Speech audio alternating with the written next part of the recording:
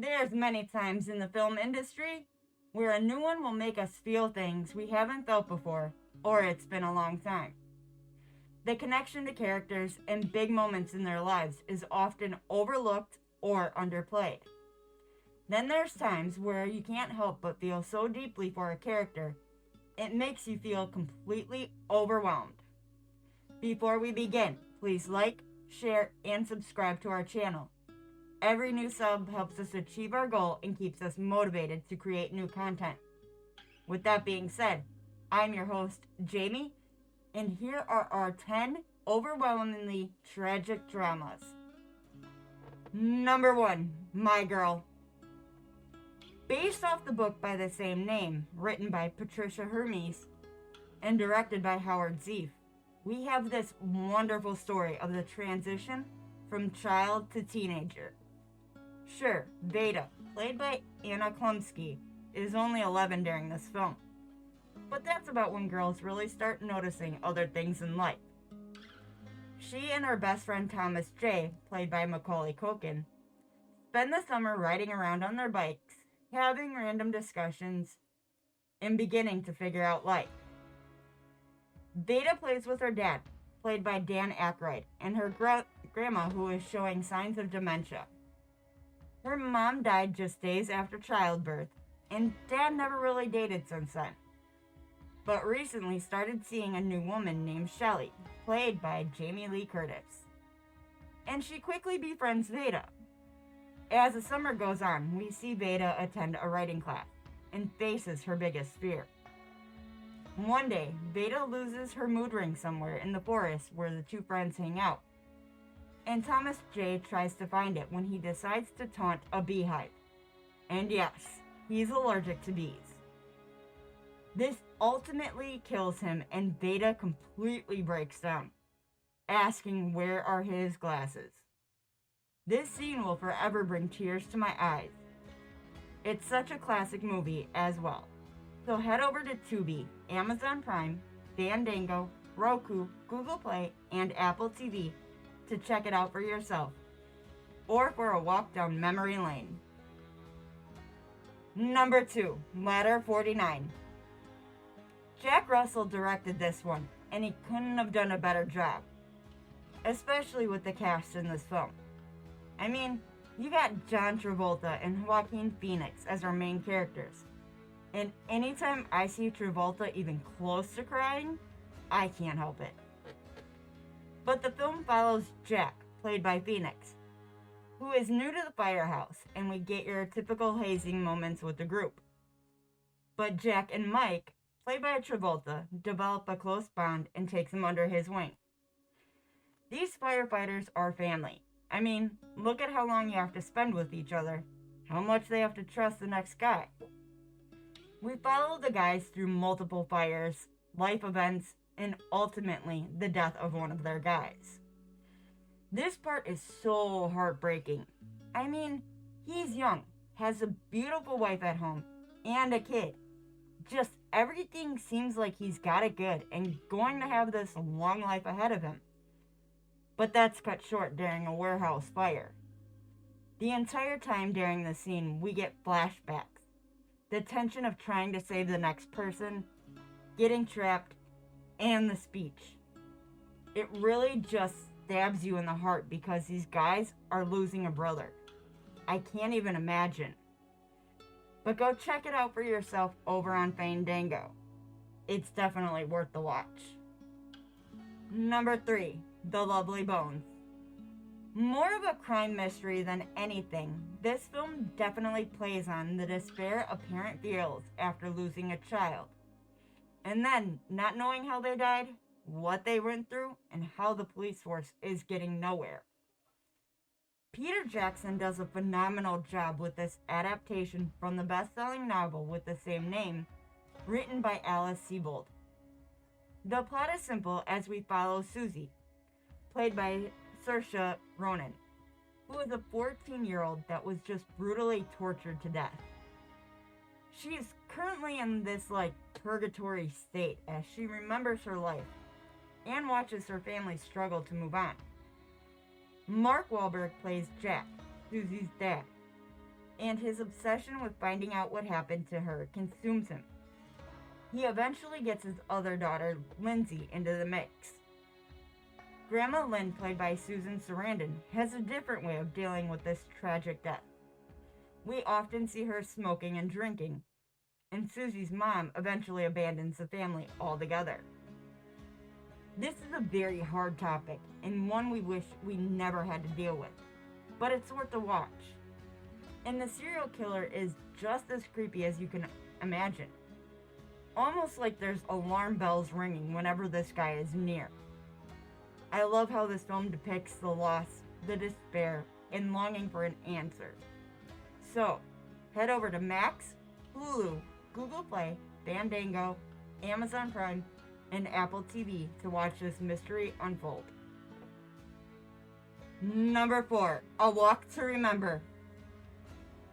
This is probably one of my favorite films of all time, at least on my top 10. It's based off the book by the same name from Nicholas Sparks and directed by Adam Shankman. This is really one of those films that show you love is real and it can change people for the better. We follow Landon, played by Shane West. He's a troubled teen, drinking, getting other kids to do dangerous stuff, and all around just couldn't care less about anything. In the beginning, Landon coaxes another student to jump into a ravine. However, he's badly hurt and Landon gets arrested. He then has to do community service and be more active in school groups. When we meet Jamie, played by Mandy Moore, the popular group mocks her and her clothing, but she just smiles and says thank you. Landon and Jamie team up to learn the school play, and he slowly falls for her, changing ever so slightly with each scene. You can tell just how much he cares for her after his ex-girlfriend and friends really bully her. The two start to date, finding each other and just being that ideal couple, until she reveals to him that she has cancer. Then the race is on to find the cure for Jamie, even going as far as asking his absent father for help. It's a great film, and I'm not going to spoil the ending. You have to see it for yourself. So take a walk with a loved one to Pluto TV, Peacock, Tubi, Sling TV, Roku, Plex, Amazon Prime, Netflix, Google Play, Apple TV, Fandango, or Redbox to see how it ends. Number 5, The Green Mile. From the novel of the same name by Stephen King, we are presented with this adaptation directed by Frank Darabont. It was nominated for many awards and got 2 of them, Best Sound and Best Adapted Screenplay, which I wholeheartedly agree with. So, we start off in a nursing home around 1999, where Paul, played by Tom Hanks, is watching a movie and starts crying, leaving the room, and then his friend follows him, asking him what's wrong. He goes on to tell her about this time he was a supervisor back on death row in 1935. She's obviously confused because that was a really long time ago. But he recounts the tale, and we get to see the story as he tells it. Sure, the time frame doesn't make sense, but we find out the secret later. Paul continues his story, leading up to the introduction of John Coffey, played by Marco Clark Duncan, and just how sweet and misunderstood he is. Well, some supernatural things end up happening. We see the execution of 2 of the inmates, and then John's. I'm not going to give you too much of this story. It is one that needs to be experienced. And trust me, you'll love it. You can take a trip on the Green Mile over on Google Play, Apple TV, Fandango, and Amazon Prime. Hey folks, sorry to interrupt, but we just launched our very own merch store at fatninja.shop. We sell everything from t-shirts, hoodies, mugs, and more, so we would greatly appreciate it if you checked it out. All the proceeds go to our future projects, so it helps us make any kind of movies and short films that we want to make in the future. So if you got time, check out fatninja.shop. Thanks again, and back to the video. Number 6, Manchester by the Sea. Written and directed by Kenneth Lonergan, this film has many themes going back to mental health, stress, and family dysfunction. Casey Affleck and Lucas Hedges are the two main actors in the film. At first we meet Lee, who's a depressed janitor, and oftentimes, during the first bit of the movie, there's that question on if we like him or not. Then we meet his nephew Patrick, and learn that Lee has been given guardianship after the death of his brother. Lee doesn't feel he is capable of being Patrick's guardian, and tries to give him off to other people. That doesn't work, and Patrick is very standoffish with Lee. I don't blame him, to be honest. I wouldn't want somebody trying to pawn me off. But the actors portray their characters so well, it's almost like you're seeing this in real life. Almost like you're just thrown into this drama, and now you're just a nosy stranger waiting to find out what happens. It's a beautiful story, and one that will have you taking a deep breath and feeling so relieved by the end. Make sure to check this out over on Amazon Prime. Number 7, Marriage Story. Adam Driver and Scarlett Johansson star in this critically acclaimed film, written and directed by Noah Baumbach. We follow Nicole and Charlie through the process of marriage, counseling, and ultimately a divorce. Charlie is a theater director in New York City and wants to have his wife play the leading role. However, he doesn't really want to act anymore, or so we think. He ends up getting a part in a TV show and has to move to LA. And during counseling, they are both told to write things down they love about each other. Nicole gets embarrassed and they discontinue therapy. Well, she presents Charlie with divorce papers one day, and we see all the trials and tribulations that come with a divorce, especially one with a kid involved. It's heart-wrenching to see how Charlie is fighting to have more custody of his son, but we know how the courts work.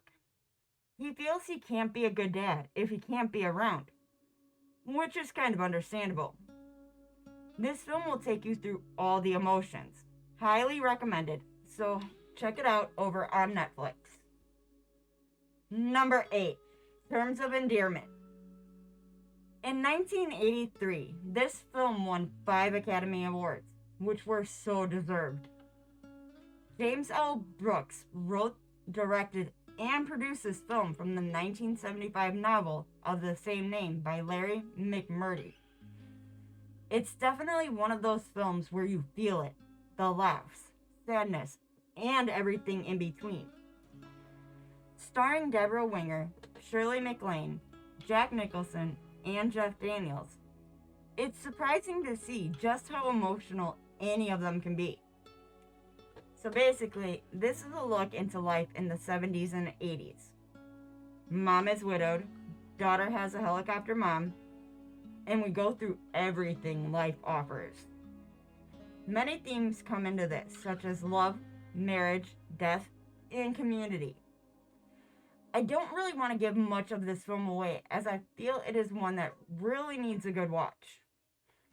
Sure, this is over 40 years old, but it's still relevant today, and you can really feel what these characters are going through. So worth it. You can check this out over on Pluto TV, Showtime, Hulu, Fubo TV, Sling TV, Roku, Paramount Plus, Amazon Prime, Fandango, and Apple TV. Number 9, Dead Poet Society. Robin Williams delivers yet another powerful role, and an unforgettable one at that. Directed by Peter Weir, this film won a lot of awards that were well deserved. Everybody did a phenomenal job in the roles, and the film itself is beautifully shot with a tender score. The basic plot is that Robin Williams comes to an all-boys boarding school, one of those schools for only the elite, and taught to fit into their boxes. Well, Mr. Keating, played by Williams, is not as orthodox as the headmaster wants. He teaches these boys about poetry and life. The boys start learning what they want to do and start taking a stance in a way. The film delves into various topics of mental health, including depression, abuse, and self-harm. Topics that continue to be a major concern with our student youth today.